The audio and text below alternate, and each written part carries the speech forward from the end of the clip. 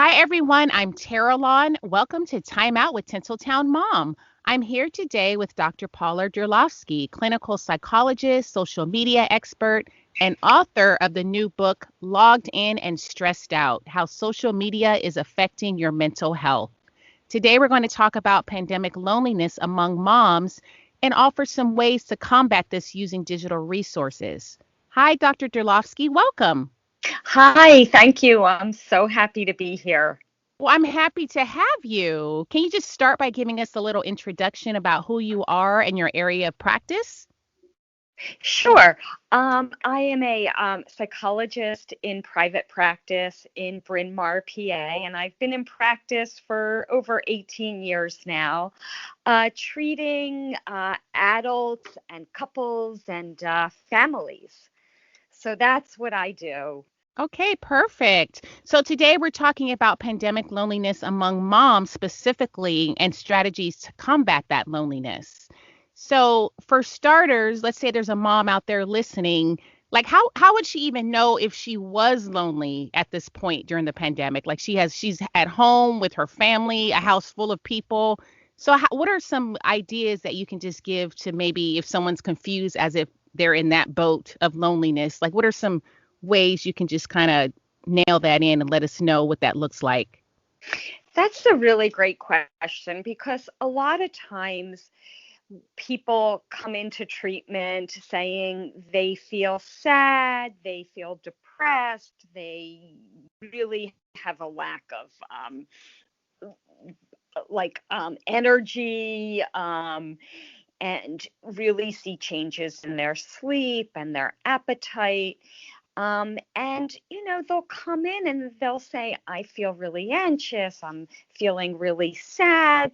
And over time, as they talk, what becomes apparent is part of their issue, or actually a big part of their issue, is that they are actually spending time only by themselves and they actually feel very lonely, and their loneliness is so tied into their depression. So that's a really good question. And I also want to say that oftentimes depression and loneliness happen together. So what happens is when we're depressed, we have a natural tendency to withdraw, which creates more loneliness, which creates more depression. So it becomes a vicious cycle. And when we're feeling lonely, we obviously feel depressed, which makes it harder for us to reach out and be with people and, put on that kind of social face. That makes such great sense. I've never heard it put that way. So let's say there you have a mom, let's say she's experiencing those things that you just mentioned, depression, loneliness, and let's say she wants to get out, like she wants to get out of that rut. And I know it's relative to every situation, but just practically speaking, like what do you think her first course of action should be? I would say that the first course of action for a mom that is feeling this way, or for anyone actually, is to recognize and is to acknowledge what you're feeling. I mean, that really is the first step for making any progress towards change. We need to acknowledge, you know, I'm feeling sad. I'm feeling depressed. I'm feeling lonely. And when we do that, we are beginning to get into a place where we can do something about it. Because number one, we have a name for what's going on with us, and it also helps us to be less confused about the way that we're feeling and why we're feeling that way. Oftentimes when we're confused, we don't know what to do. So the first step is to recognize and to allow yourself to feel what you're feeling and to name it. the second step would be to talk to someone about the way you're feeling, to share these feelings with a trusted friend, family member, and of course, to seek help. So let's say that same mom, okay, she's recognized this is what it is. I do need help. So let's say she's not to the point where maybe she needs to talk to a therapist or a professional about what's going on. But let's just say she's at the beginning stages where she's lonely and she wants to find ways to combat that loneliness. I know in your book you talk about finding your tribe, which I definitely want to talk about. Can you define what that tribe looks like? Yeah, I mean, an e-tribe, well, actually, when I started writing the book, Facebook came out with their campaign where they were starting their Facebook groups, which was terrific. And they had slogans like "We're stronger together," which is so true. And being a part of a group, whether it's online or offline, is so important to our mental health. And, it's also something that we as humans, are built to do, to be a part of something greater than ourselves, like family, community, joining a church. And also, being a part of a group gives us so much information about who we are, what our likes are, what our dislikes are, and where we fit into the world. What are our strengths? What are our weaknesses? What are we good at? What are we not so great at? And what can we then expect from ourselves? So I just want to say that, being a part of a group and is just super important. In regards to virtual groups, right now there are just so many options. And I say in my book, tips for finding your tribe. The first step would be to take time to really self reflection. Think about and generate a list of your genuine interests and hobbies. For example, it could be, reading, poetry, dogs, or cooking. And then take the time to research virtual groups that actually match your, interests. Really kind of go online and scroll through groups that would match what your interests are. And then I always think it's a good idea to get a sense of the group vibe, to ask yourself, like, does this group overall have a positive, warm, and welcoming vibe? Look at how members react and deal with unkind or harsh comments. And, ask yourself the question, like, as you would in real life, does this group reflect my core values and my principles? And then once you have chosen, one or two groups or maybe three, I say to start with only joining one or two, though, because, you don't want to become overwhelmed by feeling stretched too thin. And of course, to make sure that you allow yourself adequate time to really engage with your new virtual group. And lastly, well, actually, second to last, I'm going to say, is to be patient and give it time. Really be conscious of how active you are in the group. You definitely, as in real life, the more we put into our relationships, the more we get back. And relationships are work too. So the same goes for online virtual groups. So, make sure that you're active, that you're engaged. And lastly, it's okay to, step away if the group doesn't feel right or it's not a good match, to give yourself the permission to leave a group, whether it's online or in person, that just doesn't feel right. So many of us really have issues or stay in relationships or stick to our responsibilities that really no longer feel right or are even outwardly toxic, based on fears around letting go. That's great information. And are you talking specifically about Facebook, or are you talking about any social media platform where they have these groups that people can join? Any social media platform, and as well as in our real lives. Yeah, because as you mentioned, like I know, like churches or other places of worship, they do have groups that you can join, just depending on what topic you're interested in. And specifically for the etribe, are these video groups that you're referring to, or are they just groups where you have common interests and maybe you're typing a note to someone? Like these are actual real connections where you're seeing someone visually. Is that what you're referring to? I don't know the actual mechanics of each group. If they, have groups that have video-based interactions, that would be fine, if that's what somebody wants to do.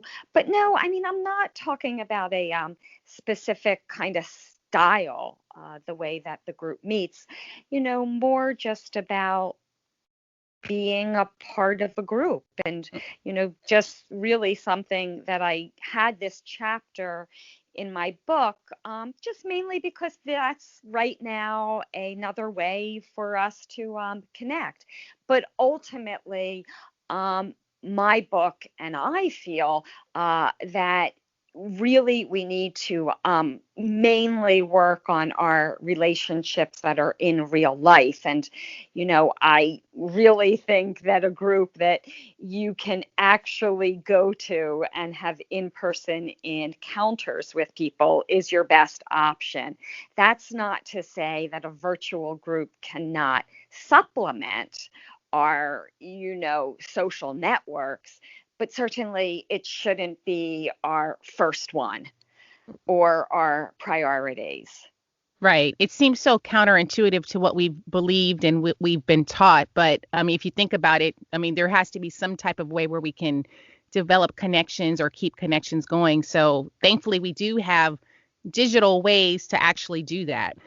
Right, right. That there are digital ways for us to do that, but we still need to be mindful that our first responsibility or what we want to work towards is to nurture our in real life relationships and groups over our virtual ones. I mean, Right. that's not to say that virtual groups are not meaningful, but they do have limitations.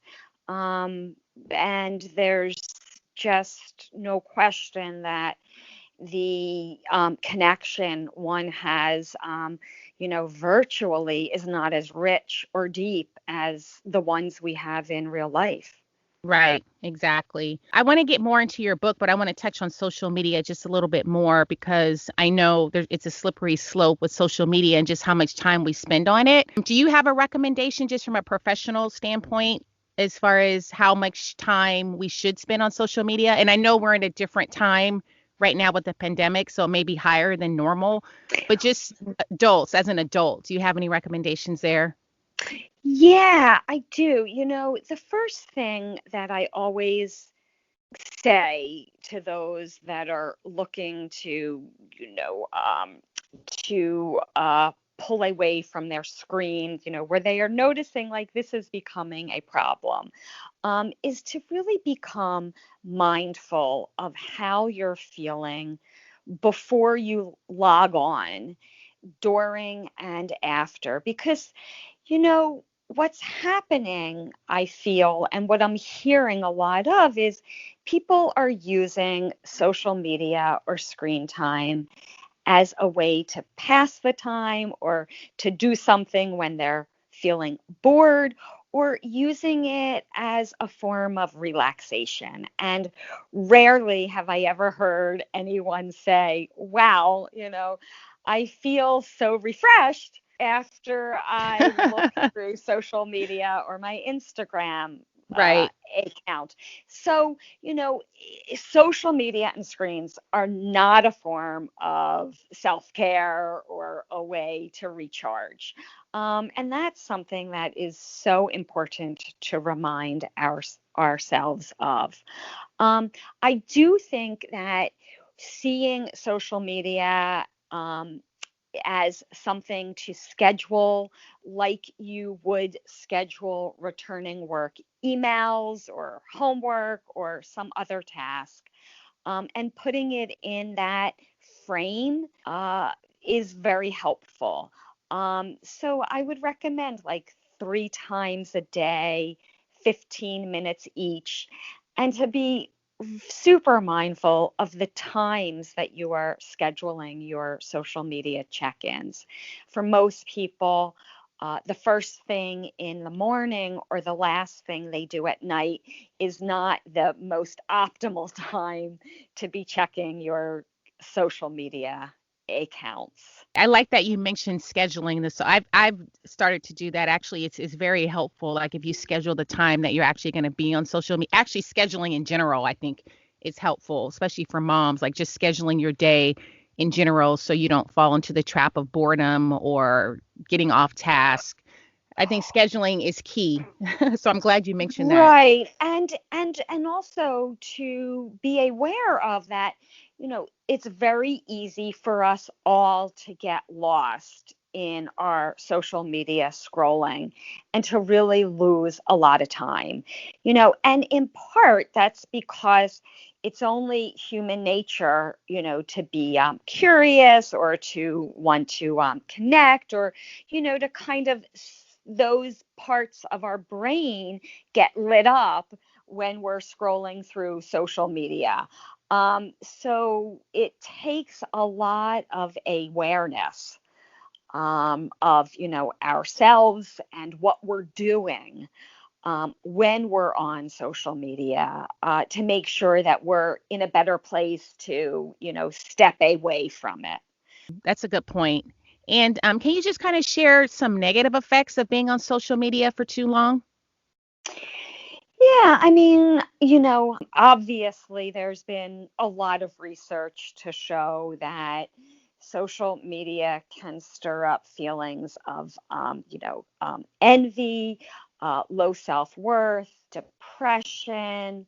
There's the compare and despair syndrome.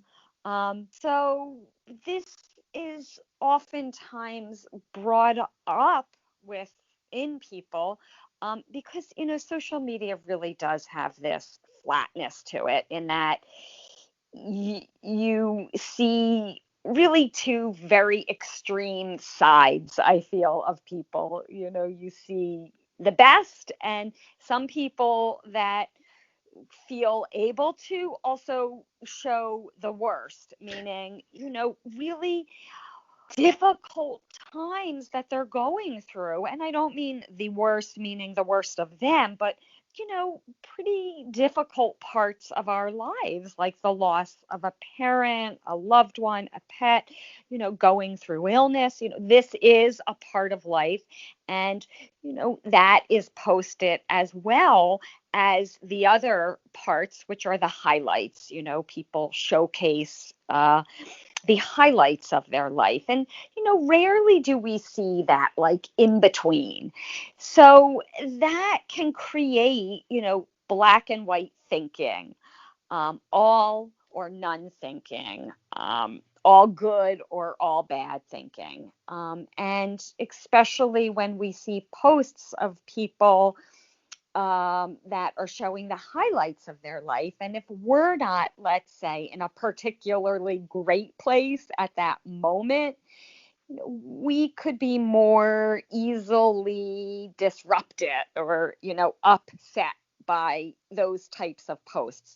So again, going back to checking in with how you're feeling before logging on, and to really see that as a form of self-care and self-protection. Because whether it's online or it's in real life, if we're feeling at times more fragile, which we all will at points, that we need to protect ourselves.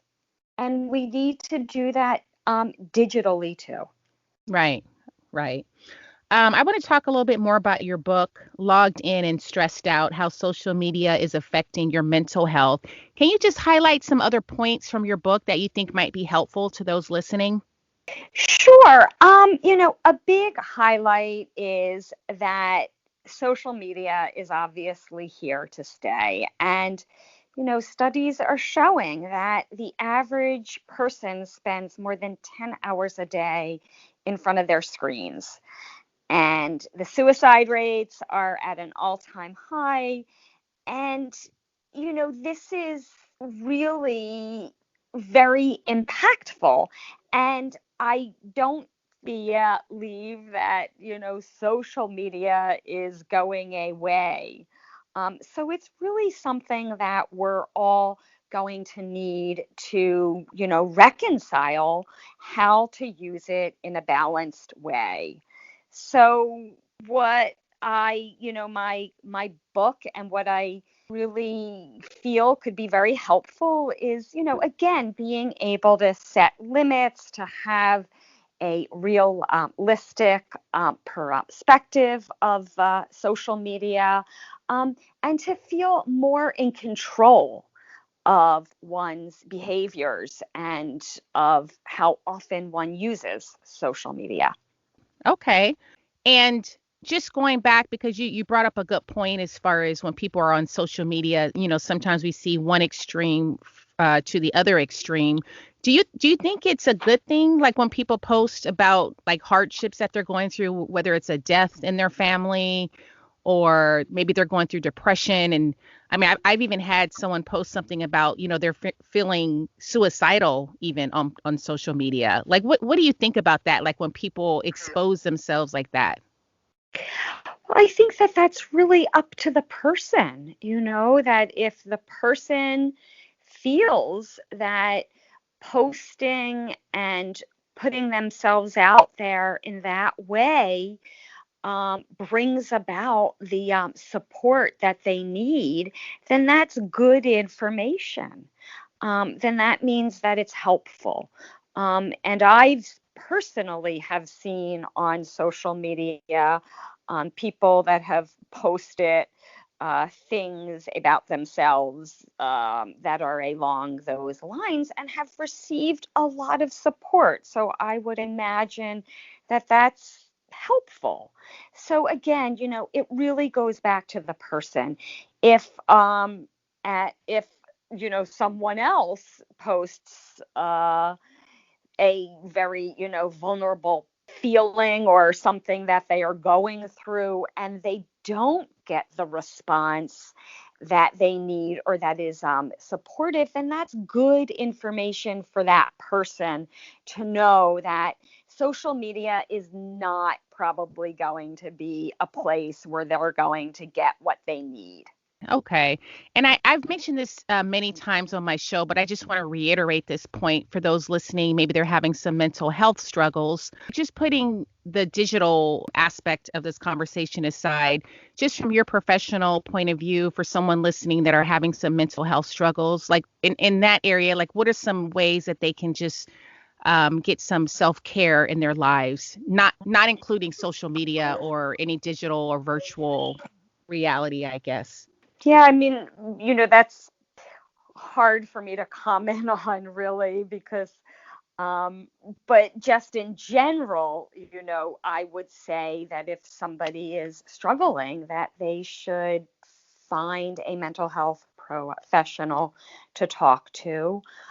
Talking helps, and or to talk with a trusted friend and a family member. It's just so important to recognize that you don't have to be alone, and actually that perpetuate the feeling of loneliness is really only going to distance oneself from any type of a solution to whatever is creating their mental health issues. So, you know, the first step, of course, is to acknowledge that you're not feeling well, and then to let others in.